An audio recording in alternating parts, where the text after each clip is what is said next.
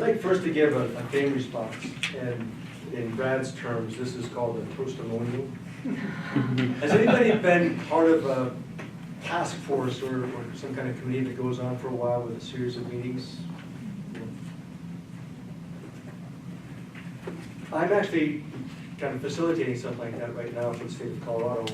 We're on the verge of completing the new crash form. So for that of you won't be involved in crashes, but anybody that does, there'll be a new form to fill out. And that's involved, I'd say, 15 meetings now with groups of people up to 20 to 30. And one of the things I realized early on, the notion of new beginnings, the need to re-energize the group for each meeting. There's a tendency to get kind of in a rut and just show up at a meeting, and here we go again, we're going to go through a list of things, etc. Tuesday, I had the most recent one, and I decided to make it a humorous introduction, try to re-energize folks with a little bit of enthusiasm. And it went quite well. But what I'd like to point out is the whole idea of being able to, A, recognize the need for something besides just running a meeting. B, pull together very quickly that morning a speech without being able to really rehearse it. And 3, have the confidence to deliver that and set the stage for a meeting that afterwards I got lots of kudos. That came from just the ability to speak from Toastmasters. I give 100% credit to that. And I'm going to do that with my speech here too. It's kind of an ad lib.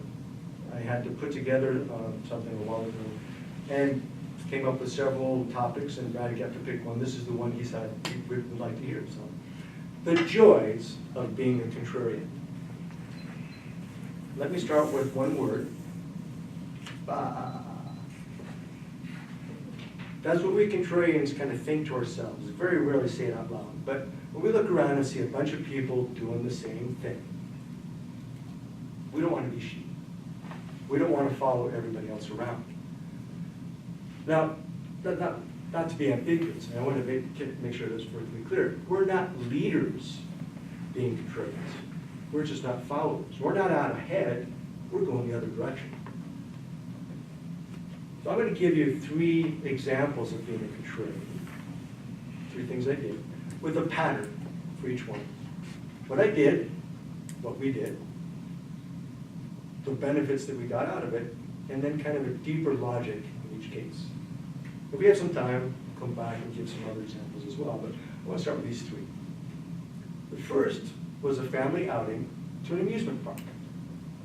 We had the week off, we were out having fun. Took a look at the weather. Today, this morning, looks crappy. There's no other word for it. It was cold, drizzly, gray, and we decided to go to the amusement park, despite the fact that the weekend was supposed to be beautiful weather. Why? To avoid the crowds. It was incredible. We were able to essentially and literally and in reality sprint from the bottom of each ride to start up the next one. We would get in line maybe behind 2 or 3 other people, and that was it. We were so exhausted at the end of the day from going ride to ride, just constantly. It was a full day of amusement. The kids at first, of course, were complaining about how cold it was and they were getting wet. By about halfway through, they said, "This is so cool." That's a benefit. The deeper logic. One of the interesting things, and things I didn't really expect, is when we were in line, we were talking to folks, and they were happy. They were pleasant. They took time to turn around and talk with us, and even to kind of let us go forward, or they weren't really worried about who was cutting in line or anything. There was no line. At most, we had 2 or 3 families there, and we were just having a grand old time as we got on the rides. So, amusement park. Road trip vacation, number 2. We decided to go in September for our road trip. September is really not the best weather. It's the start of fall. Again, kind of the rainy, the gray. Not the nice, warm, sunny weather of the summer. But what happened? We were able to cruise along and pick out as we went along, oh, let's stay at this bed and breakfast tonight. We did not have to worry about planning ahead, making reservations, getting to the place on time. We just stopped when we wanted to, where we wanted to. And we were able to check out places and make a decision on the spur of the moment. In fact, most of the time we even had our choices of the rooms.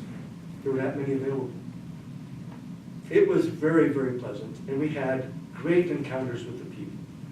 People running the bed and breakfast, the people running the restaurants, and all of the different shows that we went to. The deeper logic to that, not just being able to pick where you stayed, but the interaction that we had with the hosts. They were not running around taking care of 15 rooms of people that were all demanding and in a hurry and stressed out.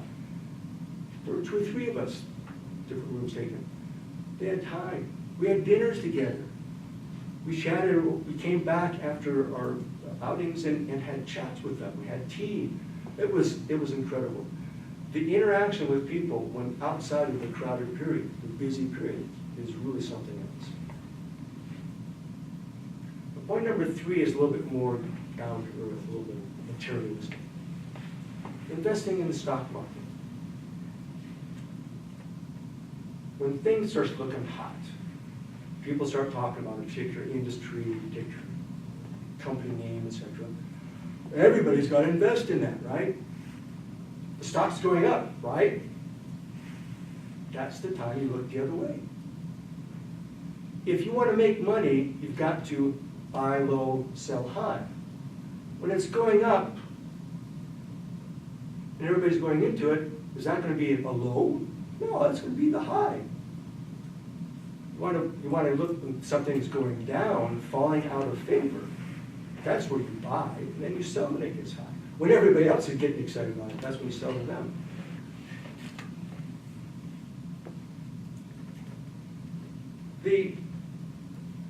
There's kind of a challenge there because there is enthusiasm, or there is kind of distrust.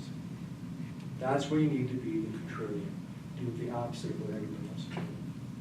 And the deeper logic to that is, I think, very compelling.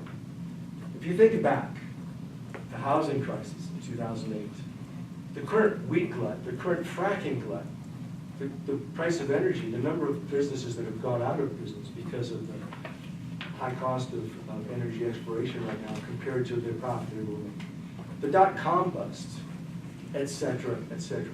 Every bubble that's happened has been along the lines of too many people getting too excited, buying, and then somebody realizes we've gone too far. So to be a contrarian is not to try to get out in front and lead. It's certainly not to follow everybody else. It's to take a step back and think differently. Do kind of the opposite from time to time. If you can apply that in your life, every once in a while, you might be able to just very, maybe mutely to yourself, look around and let out a little, ah.